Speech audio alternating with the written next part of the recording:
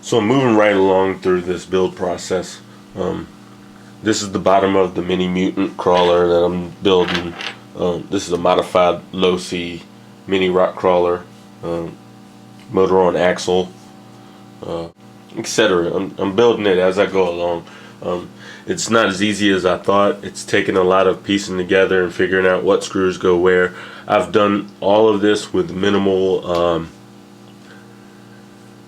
adjustments to the original chassis. I stripped just about everything from the original Losi mini rock crawler chassis. Then I started adding on my own stuff. You're viewing the bottom right now if it looks a little weird. This is the bottom right now. I'm in the process of drilling. This is actually the first modification I've had to do to the chassis. I'm drilling out the bottom link holes so that I can fit my 3mm screws in there to attach the links. I've moved away from these links. I'm going to use some aluminum links with a bent rod end. So I just wanted to touch on a few of the things that I've done so far since I'm moving along so quickly on it. I'm just go from front to back. Let me turn it over.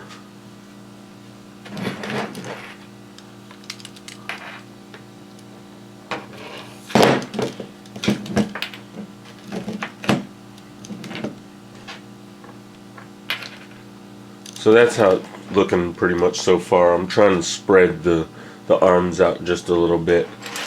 I want to give it a little bit more reach.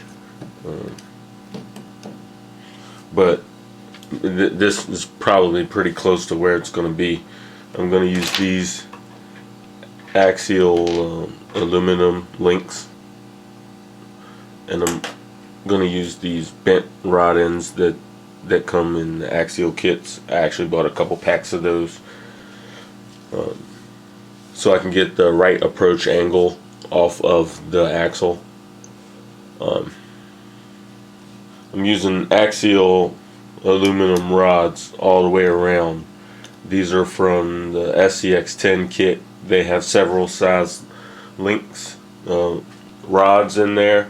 These are also the axial stuff from the SCX10 upgrade kit for the links. I use these to push the shocks out so I have a better approach angle from there. They still have a slight angle. Get this stuff out of the way. So you see they have still a little bit of angle to them, so I can get a good, it's not going to flex right now because the lower links aren't in, but should give it a good little flex on there. I'm using axial shocks that have been rebuilt with STRC bodies. These are black STRC aluminum bodies and aluminum caps with the stock axial shock hardware inside screwed into the bottom, and the stock shaft and bottom rod end. On the axles themselves, I've added RC four-wheel drive 45 turn crawler motors. I have not conditioned these motors. I probably won't. I'll be a little careful with it when I run it, but these motors are cheap enough to replace, so not too worried about that. As I said before, I've done very minimal modding of the original chassis, just drilling out these two holes, which is actually an incomplete task. I still have to do the other side, but I wanted to stop and document how far I am, because a lot is going into it. I had to use axial spacers here at the top of the upper links to give it a better approach angle there on both sides. Using all custom screws. There's obviously no screw kit for this because it's something I'm thinking of as I'm going. So I'm using just assorted screws. I don't think I'll have a list. They're all Traxxas 3mm screws by 15 and 12 and 20. I think these are 25s, and there's a 30s or 30s. Just an assortment of screws in there. I'm trying to use whatever I can fit. Everything is button head except for the 4 lower link screws, which I'll be using cap just to match the existing hardware.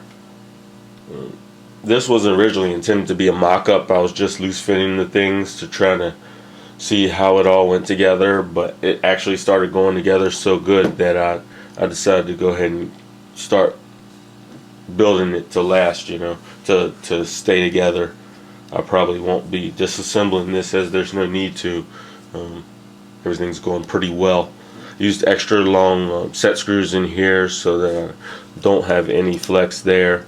I'm a little worried about the upper chassis. These shocks are only secured by this plastic piece to this upper chassis, so we'll see how that works. I may have to change this configuration somehow, possibly attach the shocks to the chassis there,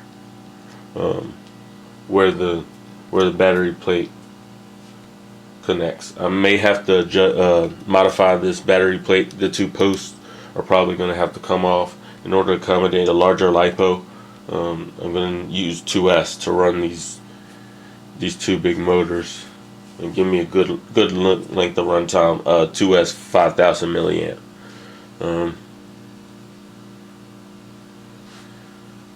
Turn it over and make sure I got everything so far.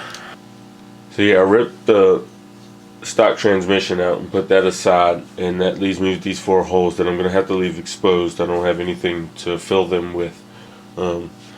The electronics are going to be stuck to the bottom of the battery tray for what I can figure right now, unless that doesn't work, and I'll run the leads under and through to connect to the ESC, and the receiver will be right next to the ESC on the battery plate as well. I was originally going to use these bent axial links in order to provide more clearance, but the lower links approach the chassis at an angle that is above the gearbox for the motor, so the clearance is not an issue that I need to worry about. So I'm going to go ahead and use these straight links like I said before, and plus I can customize these a little better, and they're a bit stronger, you know, through the middle. The links will not clear the motor here, so I have to resolder the motor leads on at a 45 so that the links will clear with no problem. It's just a quick drop off and resolder it back on, and so yeah, that's about where I'm at right now on this motor on axle mini rock crawler.